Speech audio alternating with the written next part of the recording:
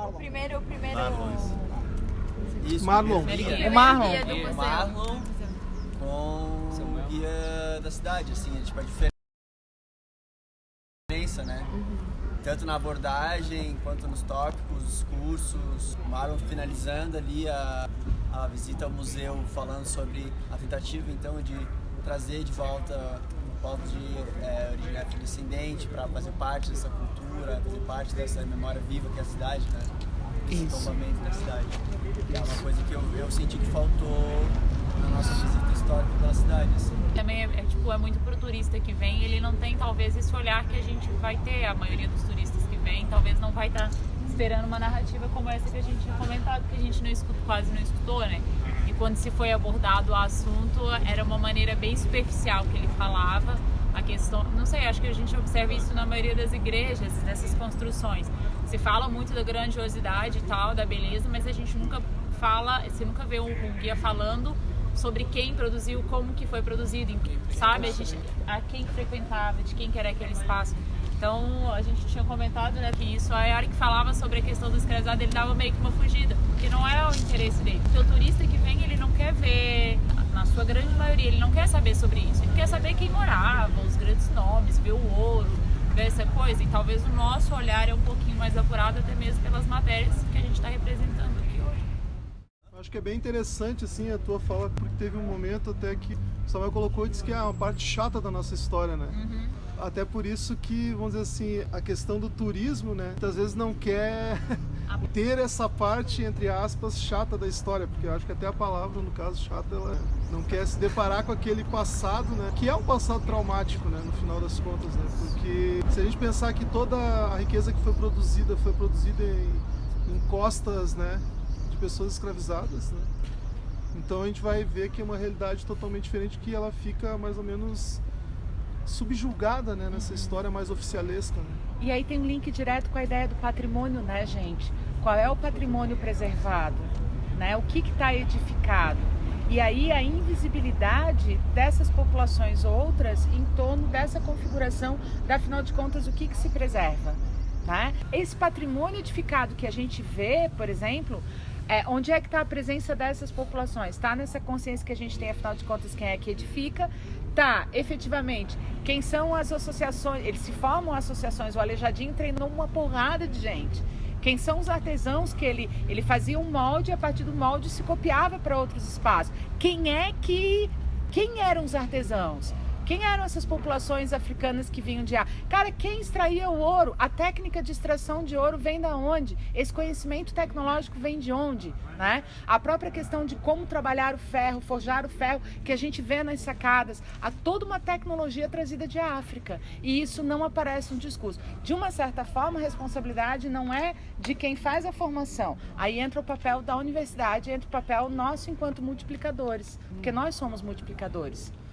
Não, eu lembrei da frase do Walter Benjamin, né, que é um teorema, vamos dizer assim, né, que todo monumento erguido à cultura também é um monumento erguido à barbárie, né?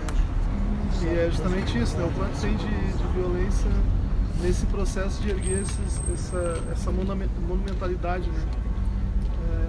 Uma questão interessante também, eu acho que é em cima da questão do IFAM, né? Que ele, quando ele começa os trabalhos para pensar o que é a história do Brasil, o que pode ser uma amálgama da identidade, né? Ele vai justamente ir no patrimônio edificado, fazendo um elogio à colonização portuguesa, né? Por isso essa colonialidade tão arraigada, né? E a dificuldade também de produzir, né? Mesmo depois de tanta discussão, né? Produzir esse outro olhar, né? Também que é que faz parte justamente aí, por isso também a questão da identidade ser tão complicada, né, no Brasil e na relação com essa fragmentação, né? Quer dizer, como que vai fazer também essa representação para ela ter, ela tem que ser muito mais múltipla, muito mais heterogênea, né? Ela tem que trazer muitas outras realidades. E o que a gente vê é a persistência, né, também do discurso colonialista. Né? Então, gente, acho que é isso, né? Amanhã a gente vai ter outra roupa.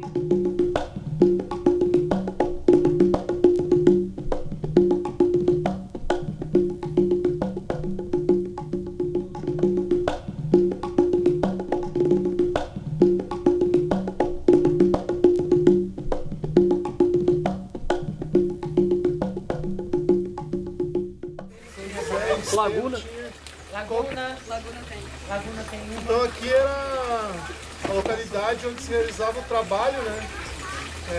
Principalmente em relação às mulheres escravizadas, com a questão da lavação, da lavagem, né? das roupas. Né? Esse era um espaço também, para além do trabalho, também um espaço de sociabilidade, né? Um espaço onde se encontravam, né? Para também ter uma experiência também nesse espaço que se dá para além da questão do trabalho. Tanto em São João del Rei, quanto aqui em Tiradentes, quanto vai ser em Ouro Preto, nós estamos falando de espaços urbanos. Não é possível pensar o trabalho nesses espaços urbanos sem pensar nessas populações escravizadas e libertas pobres.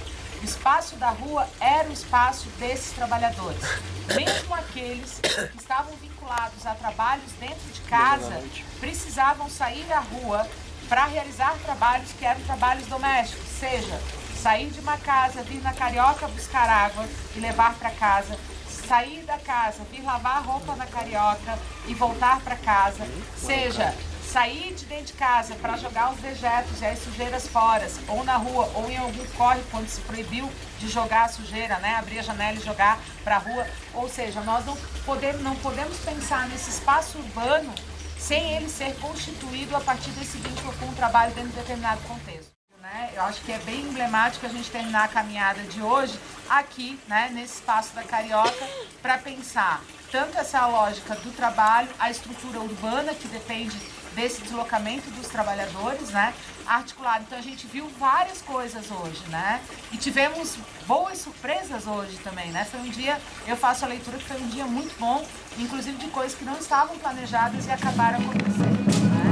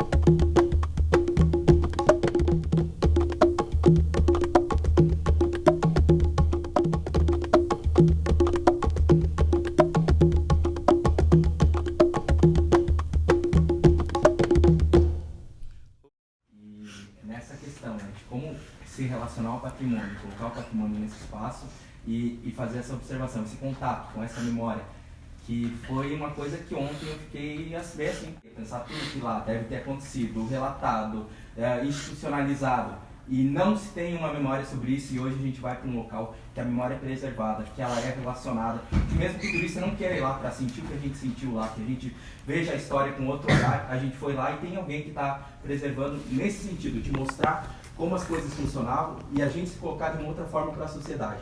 Eu achei muito interessante essa forma de preservar o patrimônio, nessa forma de relação. E daí tá ali o patrimônio. E em muitos lugares não tem esse contato. E daí quando você tem esse contato, que você pode ir lá e você sente o espaço ele não vai deixar de falar, ele não perde sentido, né? Mas quando ele é mal apropriado, a gente fica chateado, mas quando a gente tem essa oportunidade de ir lá e sentir o espaço, ver, você se transportar para outro momento e depois voltar e repensar suas atitudes e sua forma de ver o mundo, achei fenomenal. Essa relação com o patrimônio arquitetônico no sentido de que muitas vezes ele tem que ficar intocado, né?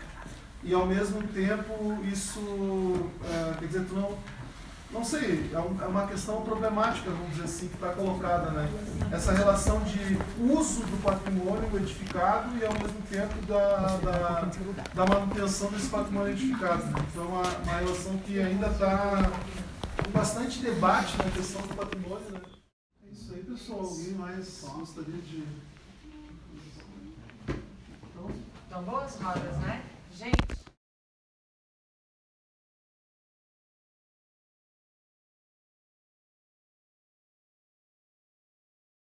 que a gente precisa ver o que tem por trás disso, mesmo com a violência e apesar da violência. As ações humanas, gente. Nós não estamos falando de objetos, de coisas. Nós estamos falando de pessoas. As igrejas fantásticas foram construídas em cima, obviamente, da mão do trabalho de escravizados. Mas esses escravizados, quem garante que as nossas percepções sobre como um escravizado se sentiria ao estar numa igreja construindo um daqueles altares? Quem diz que esse sujeito que está lá construindo o está fazendo simplesmente porque está abaixo de chibatada?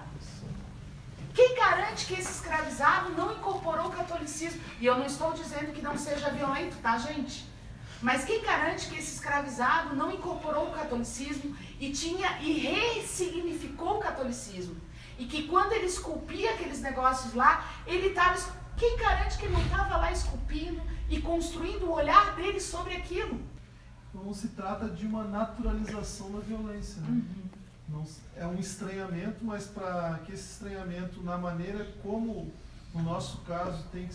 Daí a gente está pensando aqui do lugar, né, de historiadores e historiadoras em formação, e é um lugar que, cientificamente, vamos dizer assim, epistemologicamente, tem que ter uma equidistância. Tem que olhar também, estranhar. Por quê? Porque senão, se a gente faz daquilo uma história do eu, uma história da subjetividade, a gente vai estar fazendo uma história ruim.